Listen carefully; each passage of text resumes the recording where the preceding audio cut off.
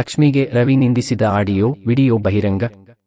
ವಿಧಾನಪರಿಷತ್ತಿನ ಸದನದಲ್ಲಿ ಗುರುವಾರ ಟಿ ರವಿ ಮಹಿಳಾ ಮತ್ತು ಮಕ್ಕಳ ಕಲ್ಯಾಣ ಇಲಾಖೆಯ ಸಚಿವೆ ಲಕ್ಷ್ಮೀ ಹೆಬ್ಬಾಳ್ಕರ್ಗೆ ಪ್ರಾಸ್ಟಿಟ್ಯೂಟ್ ಎಂದಿರುವ ವಿಡಿಯೋ ಆಡಿಯೋ ವೈರಲ್ ಆಗಿದೆ.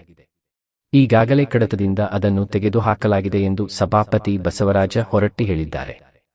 ಆದರೆ ಆ ವಿಡಿಯೋ ಬಹಿರಂಗಗೊಂಡಿರುವ ಕುರಿತು ಬಿಜೆಪಿ ನಾಯಕರು ತನಿಖೆ ನಡೆಸುವಂತೆ ಸಭಾಪತಿಗೆ ದೂರು ಕೊಡಲು ಮುಂದಾಗಿದ್ದಾರೆ ಎಂದು ತಿಳಿದು ಬಂದಿದೆ.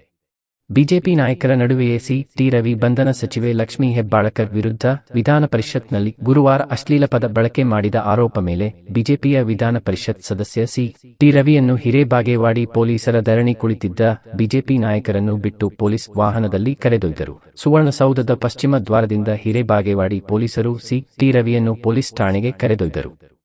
ಈ ವೇಳೆ ಸರ್ಕಾರದ ವಿರುದ್ಧ ಟಿ ರವಿ ಧಿಕ್ಕಾರ ಕೂಗಿದರು. ವರದಿ ರಫೀಕ ಮುಲ್ಲಾ, ಸನ ಸುದ್ದಿ ವಾಹಿನಿ, ಬೆಳಗಾವಿ.